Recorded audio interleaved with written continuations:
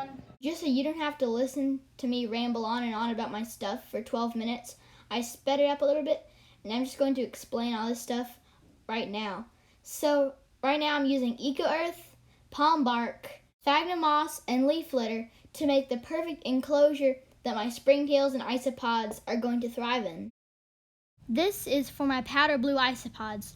Isopods are also called woodlice and roly-polies. This is going to be for powder blue isopods. Powder blues are going to go in an assortment of tanks I have ready for them. Keep in mind, if I didn't shorten it, you would have been watching this for 12 minutes. So these are for tropical springtails, which are going to be going in my Crestie gecko tank. Today is a very exciting day. My cleanup crew from Glass Box finally arrived. See right here? Priority mail, this side up. 2-day shipping paid off.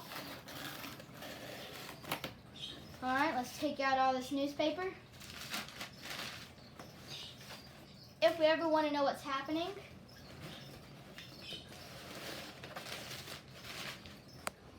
now inside of here, these are my cleanup crew from Glass Box Tropicals, American Frog Day. Pretty interesting. Now, I can just put this box somewhere else. Now, around here are going, in this newspaper is going to be our springtails and isopods. I'm so happy that we're getting these tropical springtails. See, look, all these little white little slivers right there? Those are springtails.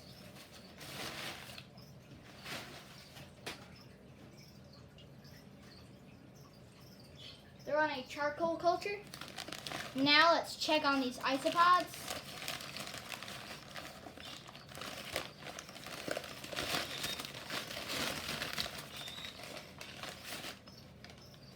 Okay, they're upside down. Alright, so I think we should start off with my isopod culture. Now that I think about it, I really should have wrote down what sort of cultures I was going to use in this. Yeah, you see, this has it all mixed into the dirt. I remember doing that with my isopods. These powder blue isopods are going to be going in my Kenyan sand boa terrarium and my Crestie gecko terrarium, and probably in some of my other terrariums that I hope to turn bioactive soon. So, let's check these guys out.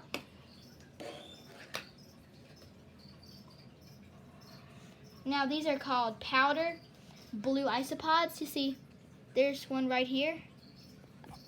I saw one right there. Alright, so I'm just going to take these sphagnum moss. See, look, there's one right there. Now the reason why they're not blue is because they're called powder blues, because they develop a shiny blue color right before they molt.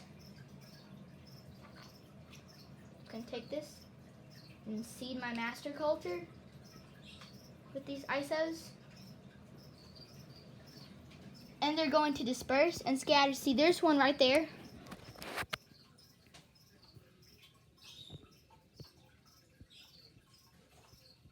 So there's one moving right there. I'm going to take him in. Come on, come on. And there he goes. So, I'm just going to dump the rest of this in here. Even though I don't see any isopods, it's just good to make sure. Okay, isopod master culture.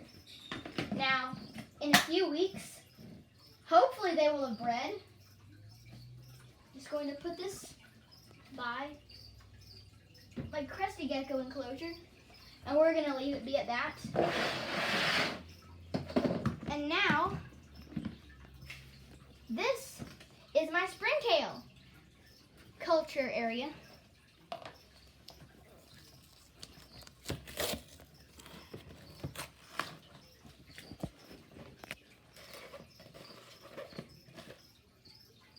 Yep, there they are. They're all moving around. They're little insects. They're little insects, and some of them are moving around. Now, I heard that they'll lay eggs in this charcoal, so I'm just going to pour the charcoal into the culture. There's a lot more in here, so I'm going to worry about getting those out. But look at this. This is amazing. So many springtails on this. Just crawling with springtails. And hopefully so will my Crestie gecko tank be in a few weeks. So we're going to cut the camera, and I'm going to get the rest of these out. Arcadia has some of the best UV lights on the market, or at least as far as leopard geckos are concerned. Now, people say leopard geckos do not need UVA or UVB. They will actually come out and bask under the UV light if they're given the opportunity to. Now, we just use those blue Zoom-Ed UVB bulbs. I'll put a picture of them on the screen so that you can see what they look like. But those bulbs, those dinky little things, are nothing compared to what I got in this Biodude purchase. Woo-hoo-hoo! Whoa, yeah! I need to show you this. Now, this is the 7% UVB Arcadia Shade Dweller. Arcadia, light for life. Home of revolutionary reptile welfare products. Alright, so today my goal is to build a playpen for my crested gecko. Now, my crested gecko is the guy that we moved into this huge 20-gallon right there. But when we get him out, we have to mix his food. And while we're mixing his food, we can't pay any attention to him. So today, we're going to do what we should have done a long time ago and build a playpen for this guy. Now, I have the organization all sorted out the way I think it'll work best. He could jump from point to point. He'll jump from point to point. So I think it'll be a pretty good idea. But we got a problem. When Nico puts his weight on it, they fall over. So I think we're going to need a box cutter to stabilize this and to just fix this up. That's what we got to do. Alright, so today I've got Nico right here. We have assembled a collection of old bird toys into this box to make a pretty good Crestie gecko playpen. It's designed to mimic the branches and vines that they would find in the wild jungles of New Caledonia. Although while I was at it, I was wondering, will this hold up Nico's weight? He weighs like less than a gram. So I said, well, I've got a slimline digital scale right here. I have it on grams because I'm weighing geckos. Now let's weigh Nico. Come on, jump. 6 grams. 6 grams. Wow. Gizmo, who's younger than Nico, weighs 20 grams. And Frank, who's about 8 months, weighs 50 grams. This guy, 6 grams. 6 grams. All right, let's get him off. And grams are a pretty small unit. So I'm just going to, come on. All right, I'll give you a pretty good view. Come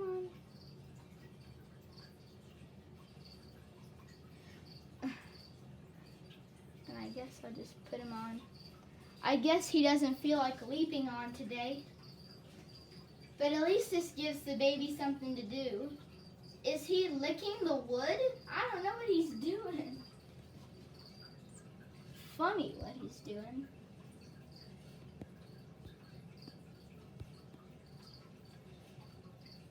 Alright, so we're just going to leave him be. Okay, now he's doing something.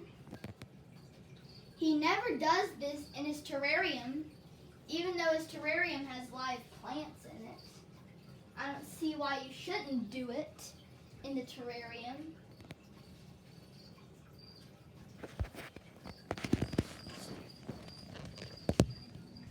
But At least I've got Nico a playpen for him to do his thing while we're out there doing stuff with the other geckos or with his food or water dish. Nico is finally able to free roam like the rest of the geckos.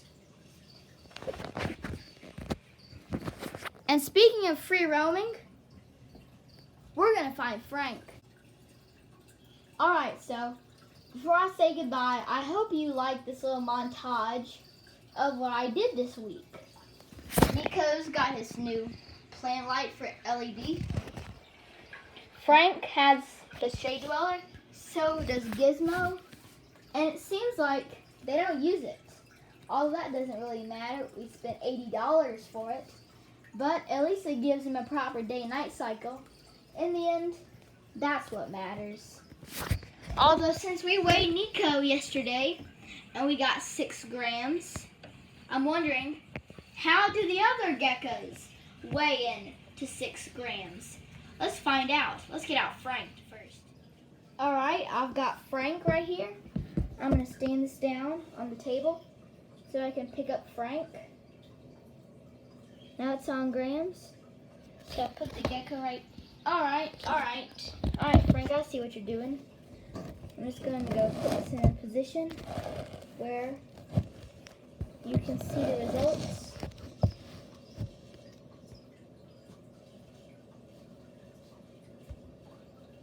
Gonna turn it off. Alright, we're having some technical difficulties. Alright, we got grams for geckos.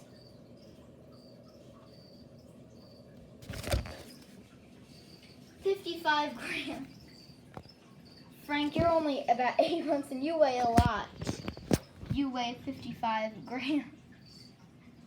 No, it's not 55 grams, it's 55 gecko grams. And remember, Nico weighed 6 grams.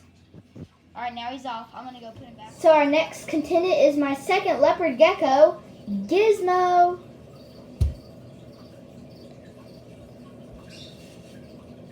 Come on. Gecko grams. And that's because there are no geckos on it. Now let's weigh Gizmo. 22 grams. Don't forget to like, share, and subscribe. Bye.